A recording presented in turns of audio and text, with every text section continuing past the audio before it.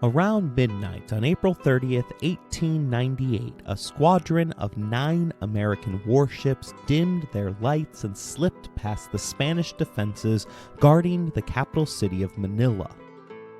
At sunrise, their presence was revealed, stunning the Spanish garrison, which was entirely unaware that war had been declared between their homeland and the United States 5 days earlier. Even if they had known, they never would have expected the Americans to appear in this far-flung corner of the world. After all, hostilities between the two nations centered entirely on Cuba, an island just 90 miles off the southern coast of the United States. Manila, by contrast, was over 8,000 miles away. The sudden appearance of a hostile fleet threw the Spanish into disarray. They began lobbing ineffective shells from the shore, unsure how to respond. Commodore George Dewey, the man handpicked for the mission by Theodore Roosevelt, sat calmly in a wicker chair atop the bridge of his flagship. He knew the modern American warships under his command vastly outclassed the aging Spanish fleet. He advised his men not to waste ammunition and urged the helmsman to advance steadily, without panic or haste. Only when his forces closed to within 2.5 miles of the enemy's 12 vessels did he rise from his wicker chair and issue his now famous command: "You may fire when you are ready." The battle was over in 7 hours. Only one Spanish vessel remained afloat, while the superior American fleet emerged almost entirely unscathed. More than 200 Spanish sailors were killed, compared to a single American casualty, who died of heat stroke. The Spanish surrender and the subsequent capture of Manila marked the beginning of a new era of American rule in the Philippines, prompting one local to later remark that his country had spent 300 years in a Spanish convent and the next 50 in Hollywood. To understand the sweeping changes that the Americans brought to the islands, we must first look at how they got there. That means examining the broader context of the Spanish-American War, centered around Cuba, and 2 men, one who already held the presidency and another who would soon claim it. President William McKinley was a hesitant leader whose indecision allowed others to shape the course of American history. His passive style of governance opened the door for big business and expansionist forces to usher in a new era of American imperialism. The other man was Theodore Roosevelt, whose brash energy and behind-the-scenes maneuvering not only paved the way for the U.S. takeover of the Philippines, but also launched his own ascent to the White House. Roosevelt, the self-proclaimed man in the arena, was in truth the beneficiary of a small group of highly effective propagandists. His rise to mythical status following the Spanish-American War owed more to the hard work and sacrifice of others than to his own heroism. Meanwhile, the subjugation of the Filipino people unfolded through backroom diplomacy and high-stakes negotiation, conducted by foreign powers thousands of miles from the islands themselves.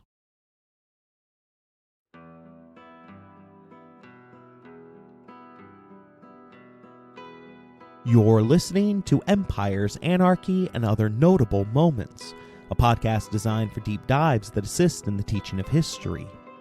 This series focuses upon the relationship between the United States and its first colony, the Philippines.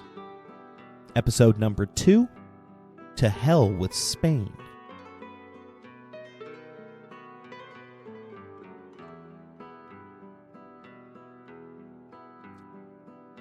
By financing the audacious voyage of Christopher Columbus, Spain took an early lead in the race to dominate the Atlantic world.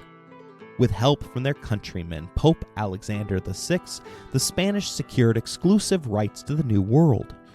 What followed was a vast colonial empire powered by enslaved labor, extracting wealth on behalf of the Spanish crown.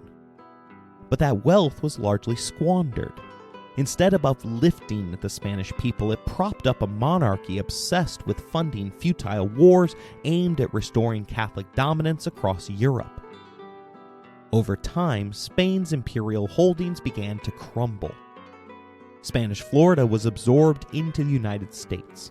The Napoleonic Wars prompted the Louisiana Purchase, and much of the rest of the empire broke away while Spain was distracted. Argentina declared independence in 1816, Mexico in 1821, Guatemala in 1823, and Peru in 1824. The official Spanish government website, La Moncloa, acknowledges this decline, stating, "The decline of the Spanish Empire brought about by fiscal exhaustion coincided with a gradual disintegration of the confederated system, which was subjected to centralist practices.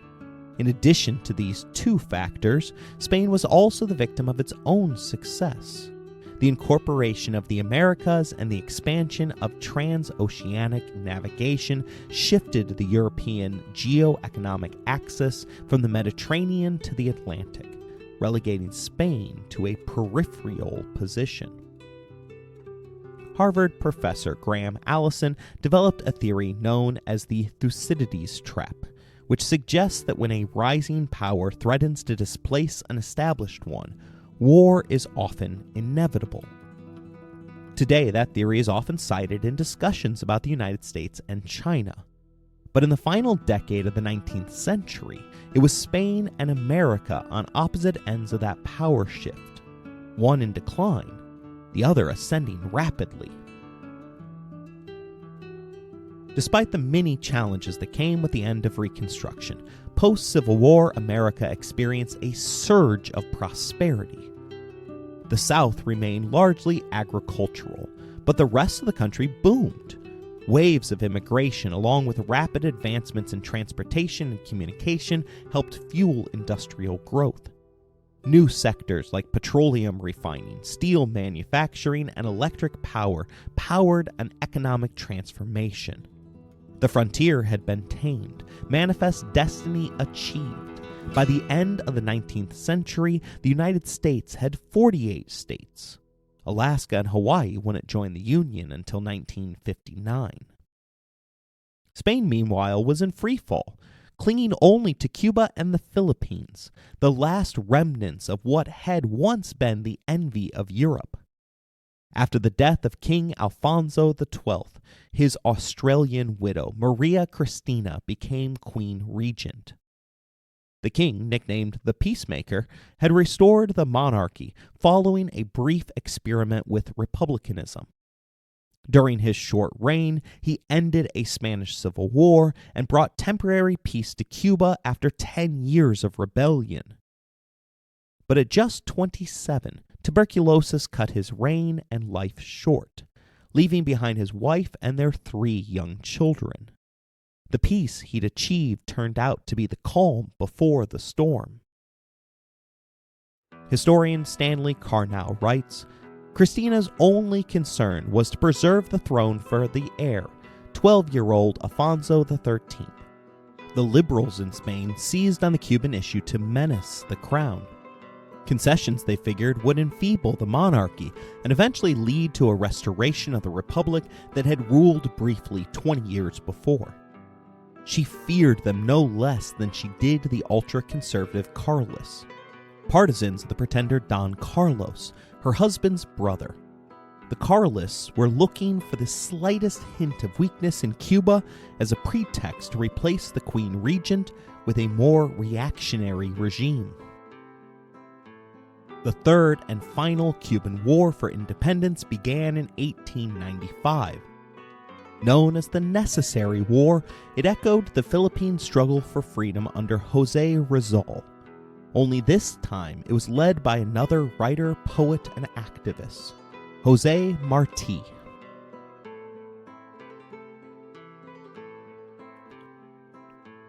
Martí had spent years in exile, living in Madrid, where he famously flew a Cuban flag from his apartment in Mexico, Guatemala, the United States, and elsewhere. Though deeply involved in the independence movement, he initially urged caution, warning that rapid independence could open the door to military dictatorship. Another connection to the Philippines came in the form of General Baliriano Rayler, infamously known as the Butcher. Former governor of the Philippines, the general was dispatched to Cuba to suppress the rebellion. But his brutal tactics backfired, pushing more moderates into the arms of radical revolutionaries calling for full-scale liberation. Martí's downfall, however, was that he could never find a nation willing to embrace him. Mexico's dictator forced him out after he published critical articles about the country's growing economic inequality. At the time, he had been working as a high school teacher. In Venezuela, he launched a magazine, Revista Venezolano. But the second issue's exposure of widespread corruption led to his expulsion. In the United States, Martí found many supporters, especially in Florida, where he organized exiles and raised funds. But when his followers prepared to return to Cuba with 3 ships loaded with weapons, the United States government seized the vessels. The move was deemed illegal under the Neutrality Act of 1794, which prohibited American citizens from launching military expeditions against nations at peace with the United States. The act also helped preserve positive relations with Spain. But Martí didn't give up. Just 1 month later, he made it to Cuba and launched the war with the Cry of Bear, a loosely coordinated series of uprisings across the island. At least 35 towns and villages joined the cause, creating a serious crisis for the Queen Regent. Martí would meet the same fate as his Filipino counterpart. Like José Rizal, he died early in the fight. But while Rizal was executed by firing squad, Martí died in battle, struck in the head by a bullet as he led a charge against Spanish infantry just 4 months into the conflict.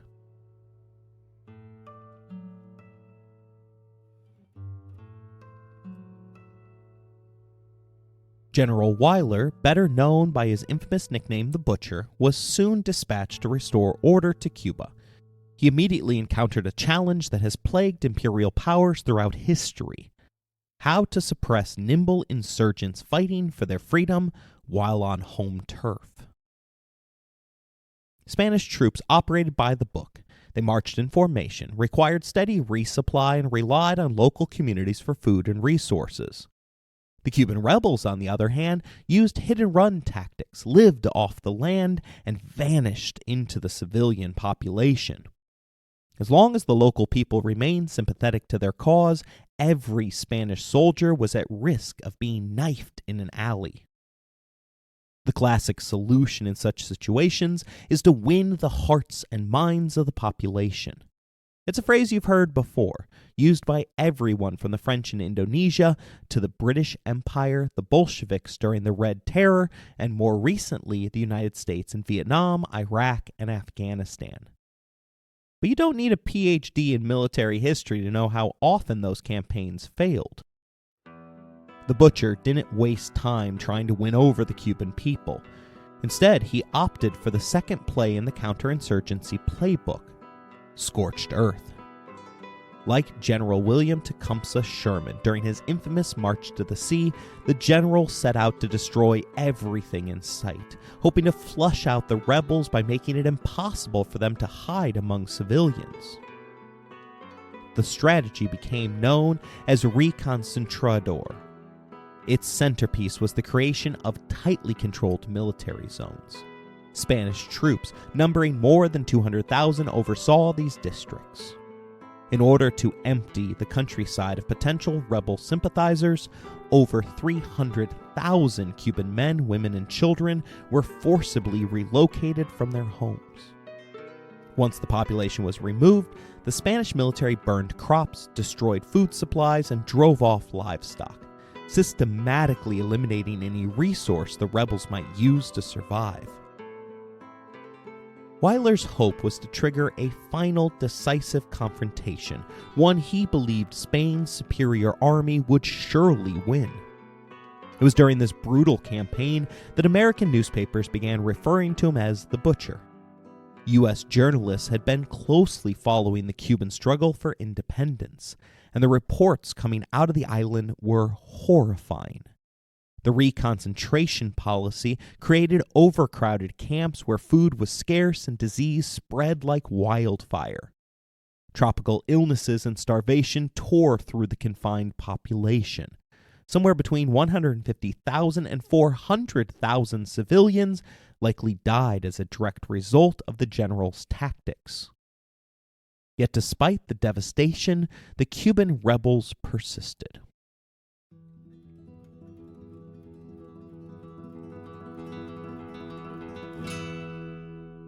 The United States had long been interested in Cuba. Throughout the pre-Civil War era, the island was seen as a likely candidate for annexation, particularly as a potential new slave state. In 1854, American diplomats in Europe attempted to purchase the island from Spain for $120 million. But the effort collapsed when the Ostend Manifesto, a written document that argued any refusal to sell should result in a full-scale military invasion, was leaked to the press. The scandal that followed forced the U.S. government to abandon the plan altogether. Slavery was officially abolished in the United States in 1865, and Cuba followed suit in 1886. The end of this inhumane system triggered a massive industrial reshuffling on the island, especially within its dominant sugar economy.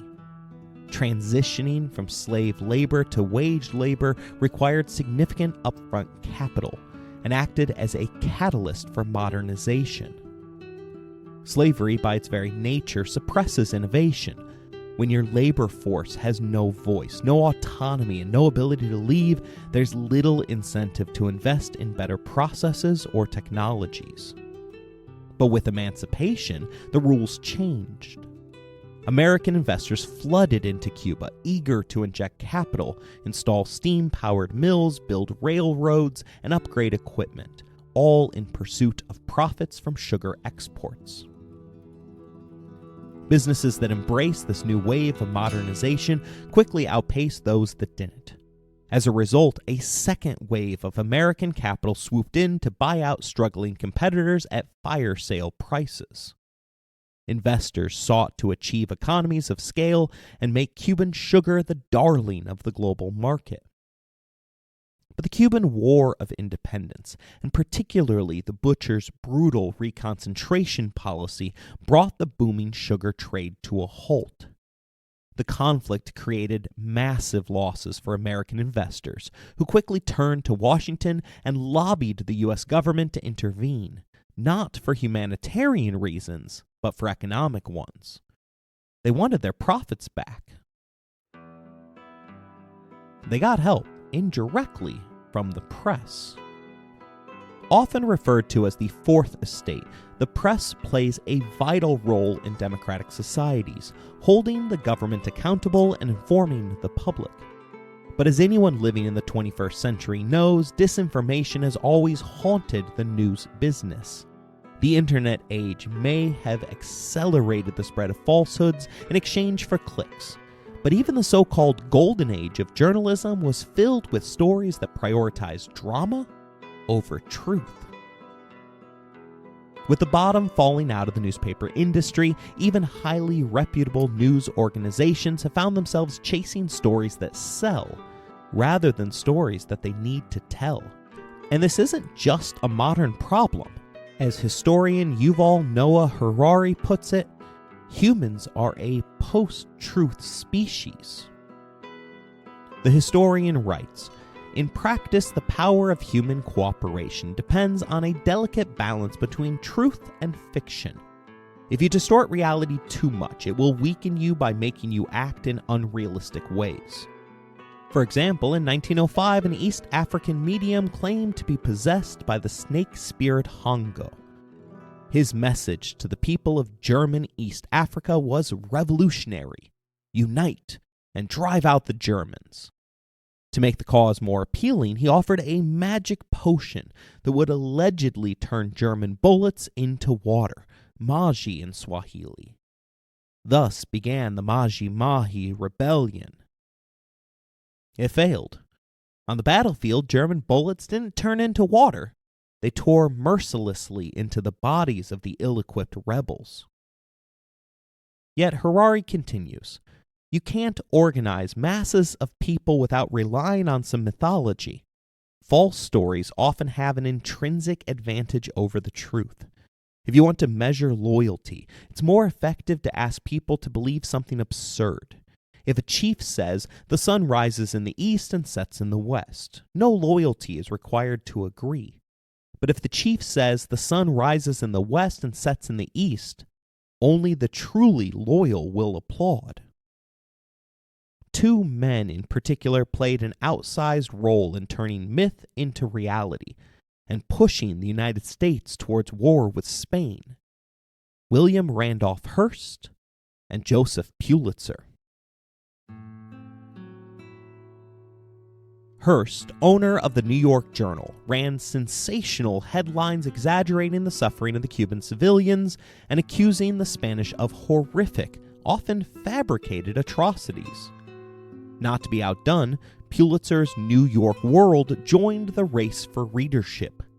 Together, these titans of tabloid journalism helped galvanize public support for war.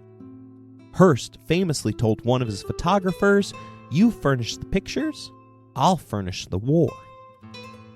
The practice became so widespread that it became known as yellow journalism. The term came from a popular comic strip, The Yellow Kid, which appeared in both Hearst's and Pulitzer's papers. It was one of the first to use yellow ink in its illustrations. But the name soon came to symbolize a darker trend, prioritizing sensation over truth. Readers may have suspected exaggeration, but the stories were gripping, and they sold papers. Ironically, both men would go on to leave very different legacies. Hearst became the inspiration for the fictional media mogul in Citizen Kane. Pulitzer, in contrast, would lend his name to the most prestigious prize in American journalism. But in this story, both were guilty of the same thing: inflaming a public hungry for drama and pushing the United States ever closer to war. That war, the Spanish-American War, was ultimately triggered by a tragic event that yellow journalism seized upon: the sinking of the USS Maine.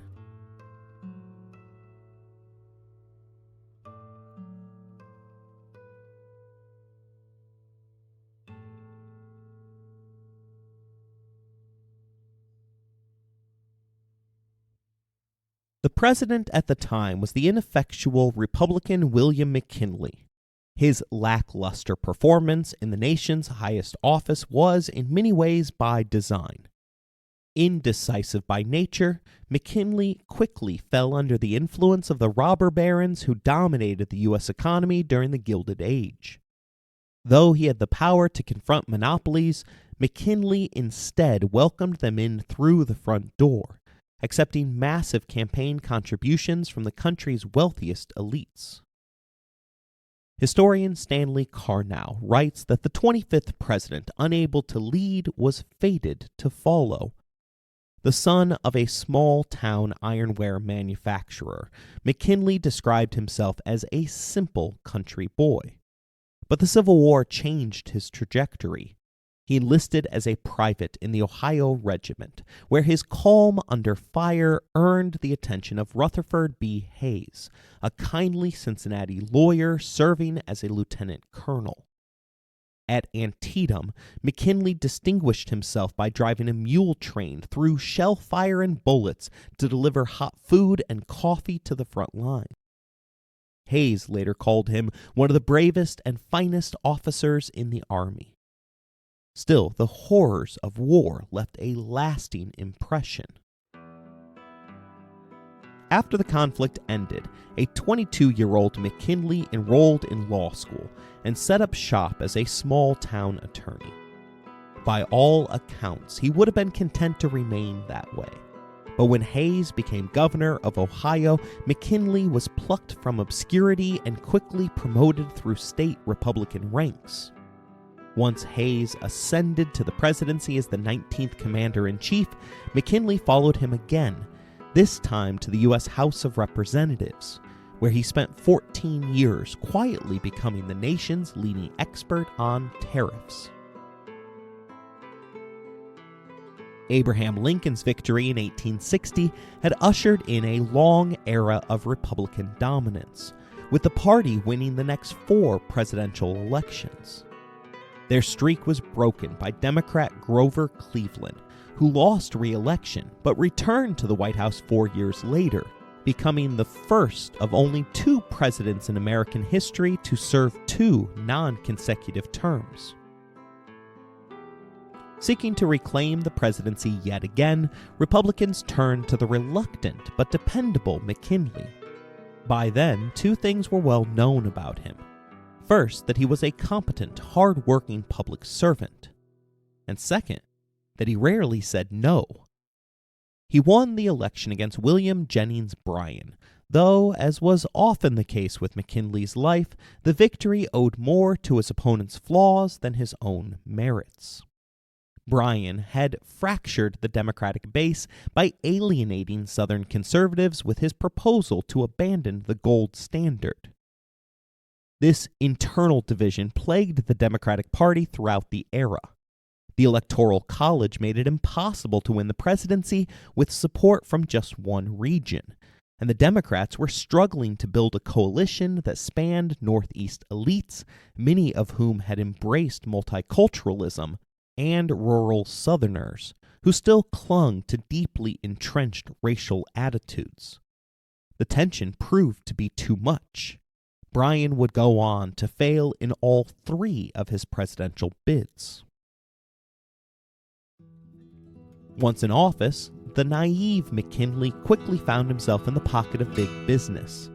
His campaign manager, a multi-millionaire political kingmaker, offered to pay off his personal debts, securing loyalty and influence. The directive passed down to McKinley was simple and unmistakable. On the eve of the inauguration, the kingmaker told him the United States must not have any damn trouble with anybody. McKinley echoed that message in his inaugural address, declaring peace is preferable to war in almost every contingency.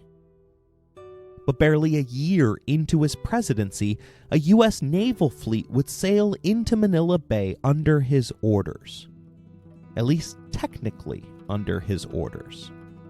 Earlier in his term, Senator Joseph Foraker had asked about available diplomatic postings.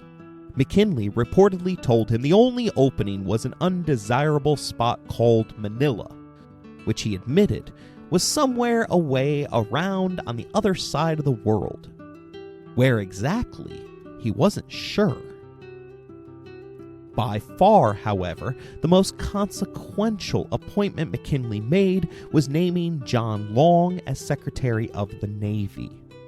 Because the president abhorred warfare, he gave little thought to the fact that Long had no real qualifications or experience for the job. Republican lobbyists, meanwhile, pushed hard for Theodore Roosevelt to be made Assistant Secretary of the Navy. McKinley objected, at least initially, but he rarely raised his voice. Roosevelt, on the other hand, and those around him, always carried a big stick.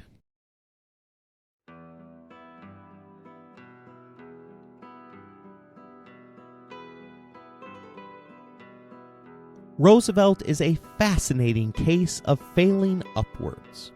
He loved a good fight, even when it was merely a battle of wills.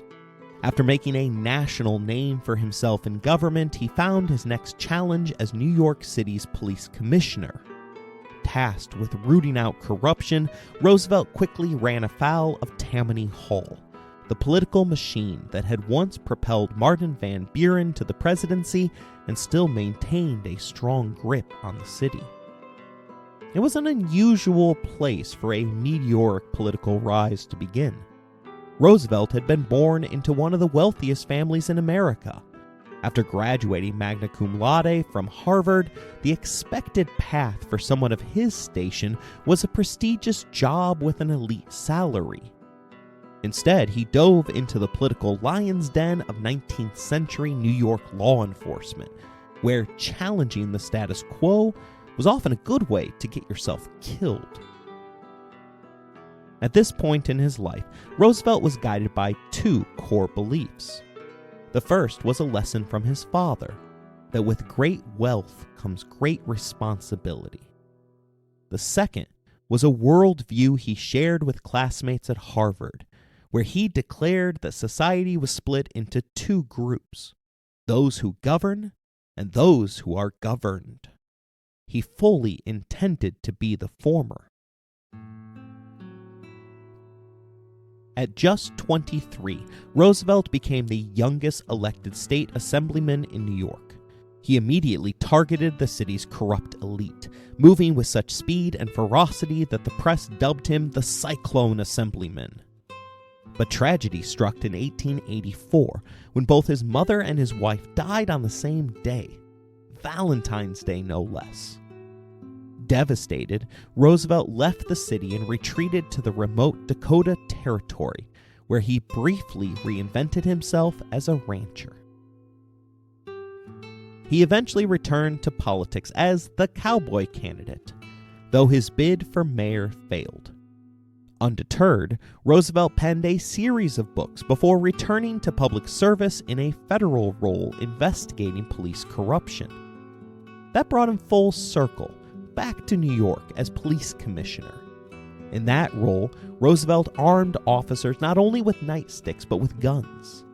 After receiving 2 pipe bombs in the mail, he temporarily stepped away from the position to campaign for William McKinley. Roosevelt was fully aware of his reputation. He once told a friend that working on McKinley's campaign would likely be the last office I shall ever hold, having already alienated so many powerful figures across party lines. Carnow writes that McKinley gave Theodore Roosevelt the post of Long's assistant secretary, but only begrudgingly. Roosevelt had enlisted powerful allies to lobby on his behalf, but McKinley initially resisted. "He's too pugnacious," McKinley reportedly told a friend, "always in such a state of mind." But the pressure eventually broke him. In April 1897, McKinley relented. Roosevelt triumphantly wired his friend Henry Cabot Lodge, "Sinbad has evidently landed the old man of the sea." Roosevelt and McKinley shared deep patriotism and a belief in manifest destiny, but they diverged sharply on how to pursue it. McKinley, scarred by the bloodshed at Antietam, was cautious and deliberate. Roosevelt, by contrast, was born into wealth and privilege. He had never experienced war firsthand. His family, like many affluent Northern families, paid their way out of the draft during the Civil War. Still, his father had donated generously to the Union cause. For young Roosevelt, who had been denied the opportunity to fight, war became something sacred, an ideal rather than a horror. McKinley, having seen the carnage of brother fighting brother, emerged from the war a pacifist. Roosevelt, untouched by the trauma, romanticized combat. He admired those who had fought and resented being too young to join them. The post-war turn towards pacifism frustrated him. He longed for a conflict that would test and validate the strength of the nation and his own. Roosevelt didn't just differ in temperament. He also believed in a more aggressive, racially charged vision of American greatness. Historian Thomas Dyer, in Theodore Roosevelt and the Idea of Race, argues that Roosevelt believed fundamentally that American greatness came from its rule by racially superior white men of European descent. When you combine Roosevelt's drive for personal glory with this supremacist worldview, the result is dangerous. A man who believed not only that war was necessary, but that it was the means through which white men could prove their superiority to all others. He was never the kind of man to quietly do his job. Carnot writes that once in Washington, Roosevelt gathered together a gang of expansionists like himself.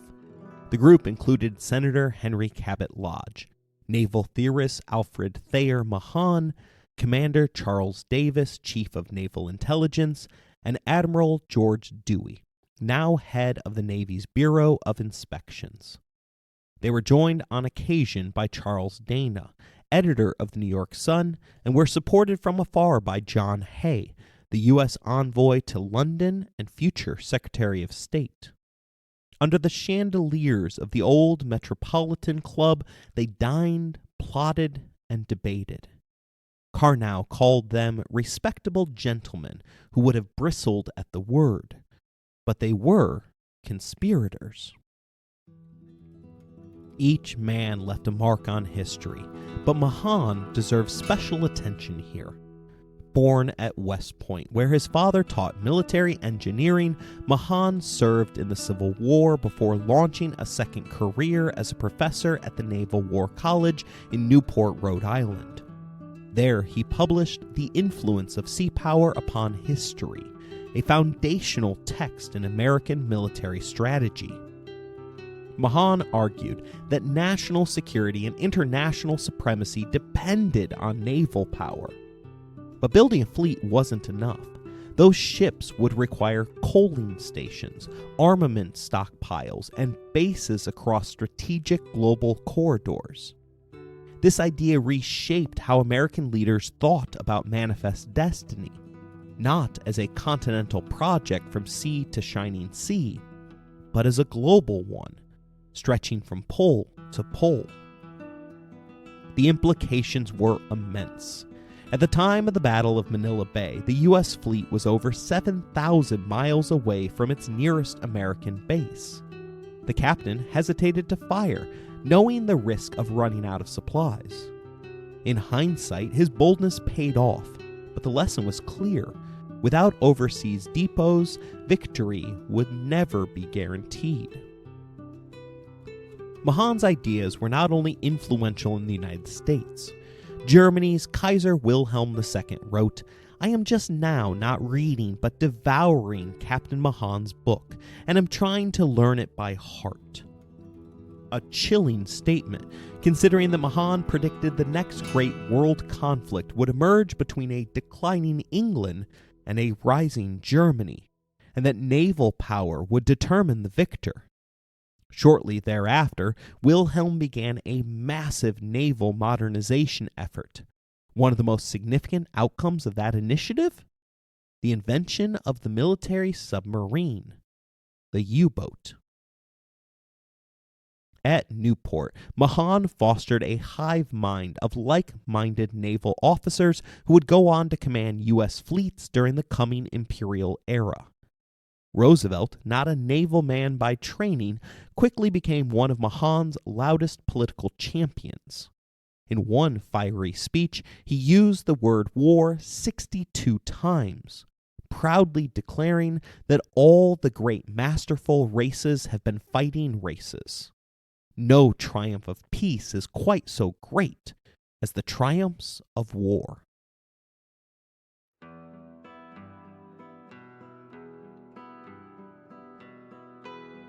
But Roosevelt was in no position to dictate policy, at least not officially. He was merely a political appointee, serving as Assistant Secretary of the Navy. His boss, Secretary John Long, however, proved incapable of keeping the younger man in check.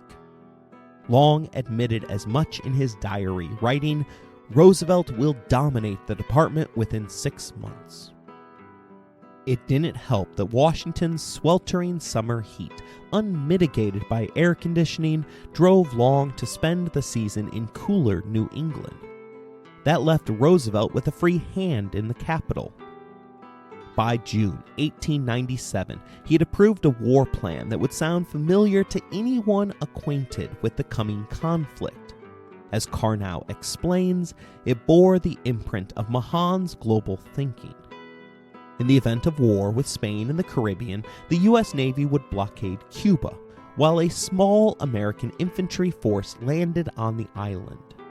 Simultaneously, the Asiatic Squadron would show itself in the neighborhood of the Philippines, possibly attacking Manila for the purpose of further engaging the attention of the Spanish Navy, and also to improve our position when the time comes for negotiations with a view of peace.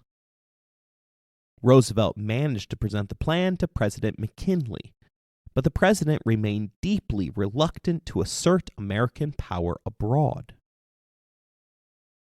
From this point on, Roosevelt moved at breakneck pace, working to install like-minded men in key positions. One of his earliest victories came with the appointment of George Dewey as commander of the Asiatic Fleet. Dewey only got the job because Roosevelt intercepted a letter from Secretary Long that named someone else for the post. When Long returned to Washington, he learned that his deputy had countermanded his orders. He initially refused to formalize the new appointment.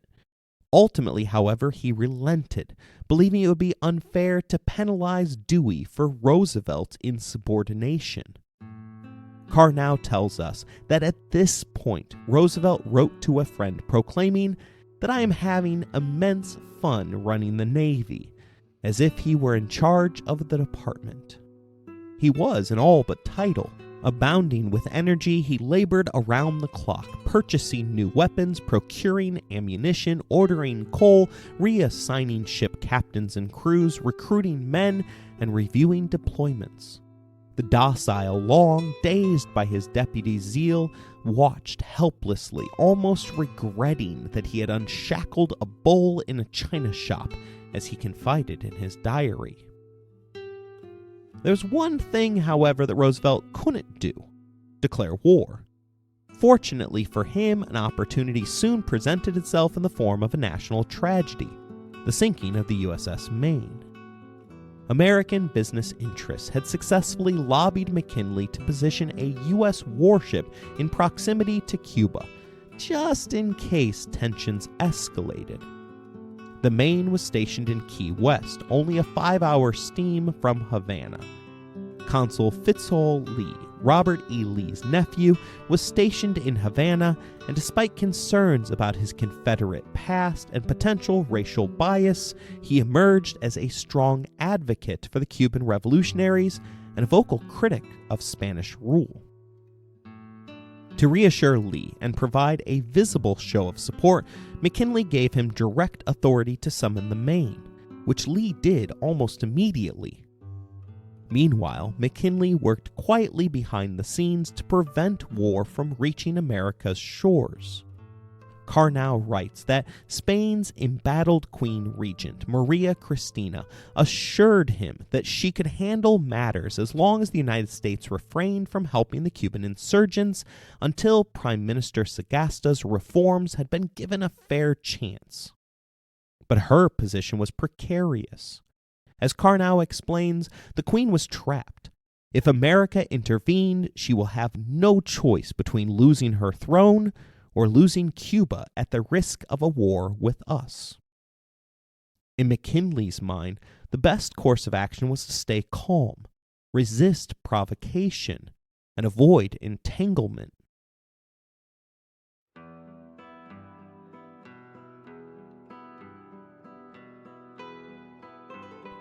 History is often taught at light speed, making the same mistake that doomed the final season of Game of Thrones.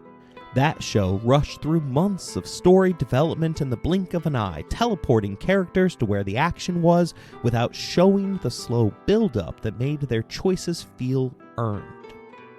Minor spoilers ahead, so skip ahead about 30 seconds if you haven't watched Game of Thrones. The time jumps in that final season robbed the audience of a critical understanding, the emotional pressure, trauma, and failures that led to its female lead's dramatic turn. When she finally snapped, torching her allies and the city she once swore to protect, it felt sudden and unearned. If we'd actually seen the 9 months of pain and loss that broke her, maybe her actions wouldn't have seemed so jarring. History gets the same treatment in classrooms. we're told that the Cubans were fighting the Spaniards. The U.S. sent the USS Maine to Havana, it was blown up, war was declared, we defeated Spain, and took the Philippines, all in the span of a few bullet points. But that compressed timeline unfolded over the better part of a year. Take the Maine, for example. It didn't arrive and explode in the same week. It sat in Havana Harbor for 3 full months. During that time, the officers of the Maine dined with Spanish officials, attended bullfights, and were treated with general courtesy by their supposed adversaries. Despite this goodwill, Senator Henry Cabot Lodge, a key member of the Roosevelt cabal, warned the yellow press that there may be an explosion any day in Cuba, and that would settle many things. 22 days later, there was an explosion. Today, nearly every expert agrees it was an accident.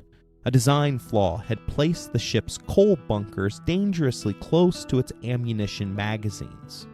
Heat buildup likely triggered the blast. Even the ship's captain and Navy brass said as much. But a commission was convened anyway, and 261 of the ship's 355 sailors were dead. That gave America's pro-imperial faction the opening that they needed. Dewey began war preparations immediately. Roosevelt accused President McKinley of having no more backbone than a chocolate eclair. And back home, Hertz and Pulitzer unleashed the full power of the yellow press, assuring Americans that the Maine had been deliberately sunk by Spanish mines. The Spanish, of course, had every reason not to provoke the U.S. They and McKinley were desperate to avoid war. While a Cuban revolutionary might have had an incentive to pin the attack on Spain, the Spanish themselves had just spent 3 months hosting the crew of the Maine in good faith. They had nothing to gain and everything to lose. 7 long weeks passed between the explosion and America's declaration of war. During that time, McKinley and his anti-imperialist allies did everything they could to slow the momentum. The president hoped, given time, Spain might resolve its internal crisis with the Cuban revolutionaries, removing the need for U.S. involvement. But the anti-imperialist camp was a fragile alliance. It included everyone from literary giant Mark Twain to protectionist business owners worried about foreign competition, to racists who feared annexation would dilute Anglo-Saxon blood, to socialists who opposed empire on principle. Aside from Twain, it was frankly a real basket of deplorables. And to make matters worse, the ship that was attacked rhymed with the enemy, giving the jingoists a perfect rallying cry. Remember the Maine, to hell with Spain.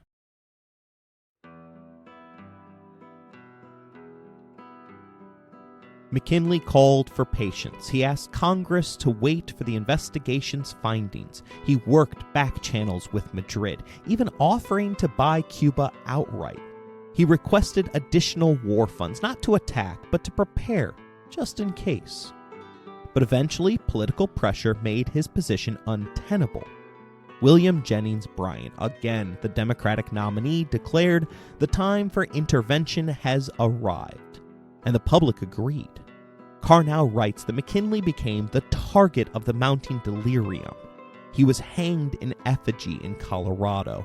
Audiences in New York booed his portrait in theaters. Even the pro-business class that had once supported peace began to buckle under the pressure. His advisors panicked. Lodge warned that unless McKinley took decisive action, we shall go down in the greatest defeat ever known. Elihu Root, an elite New York attorney, sent a blunt message to Roosevelt. If the administration does not lead instead of being pushed, it will be rolled over and crushed, and the Republican Party with it. Faced with that ultimatum, McKinley moved towards war.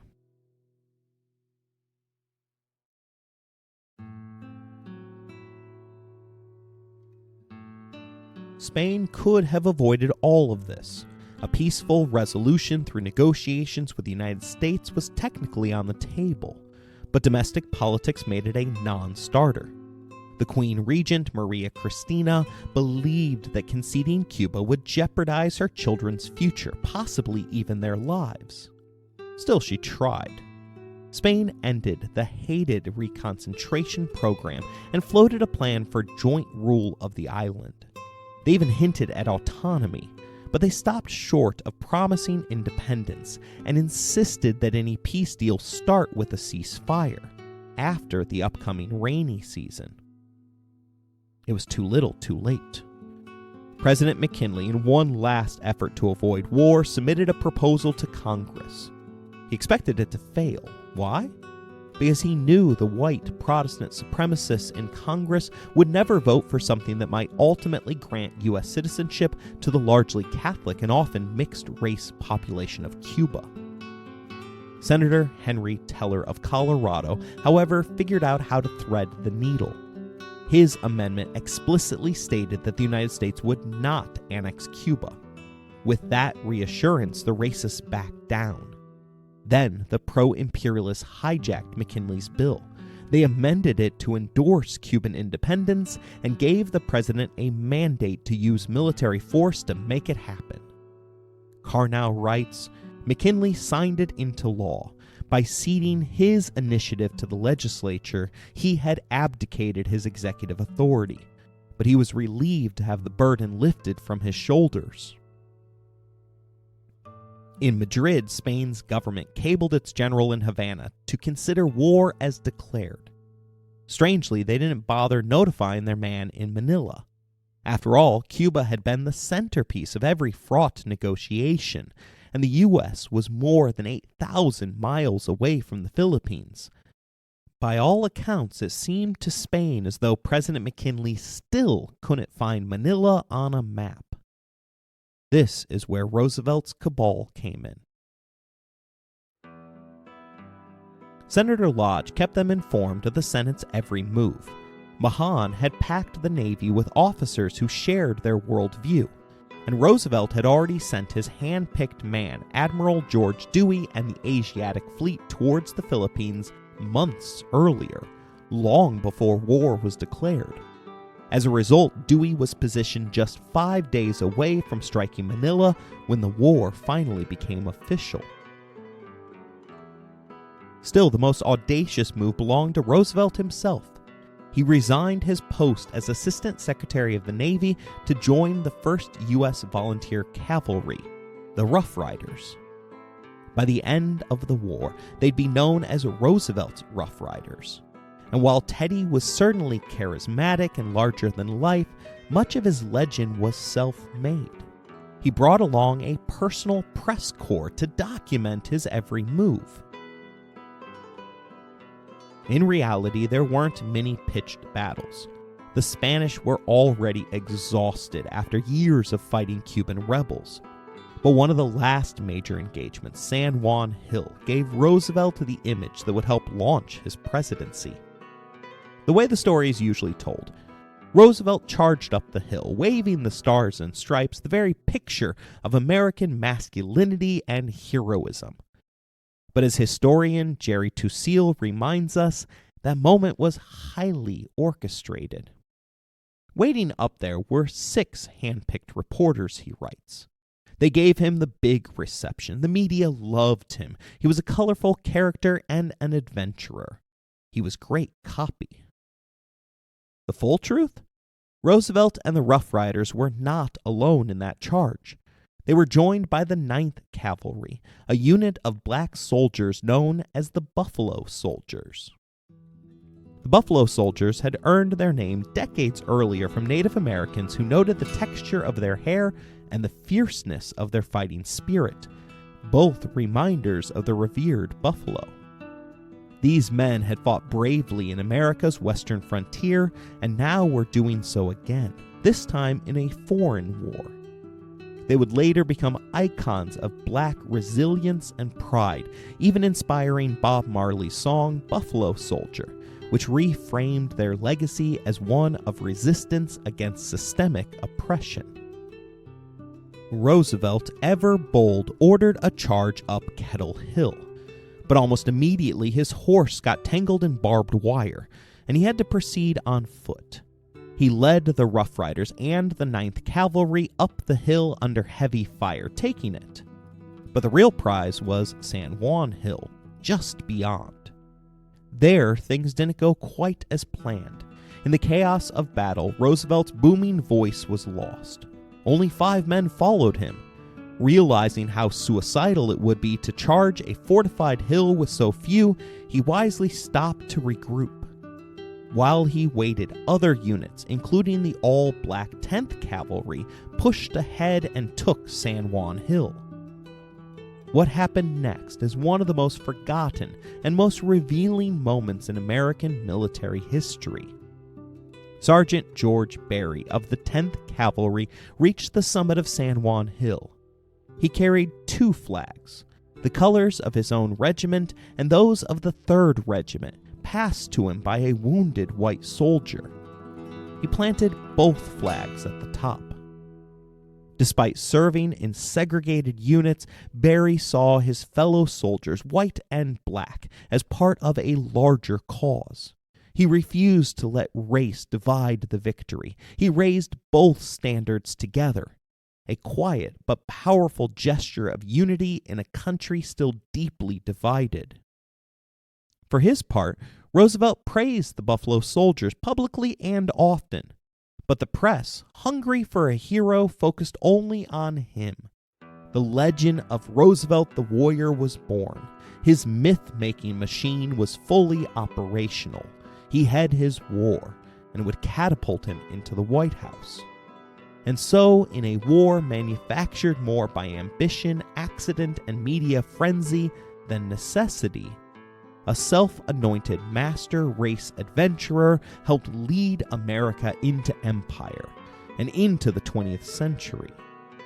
Teddy Roosevelt didn't just ride into Cuba. He rode straight into history and to the most powerful office in the world. I hope you enjoyed today's episode. If you want to interact with the show, you can email us at resourcesbylowery@gmail.com. or find us on Bluesky beneath the handle EmpiresPod. If you would like to financially support the show, please look in the description for more information. Every little bit helps the show keep going. As always, thank you for listening, rating the show, and spreading the word.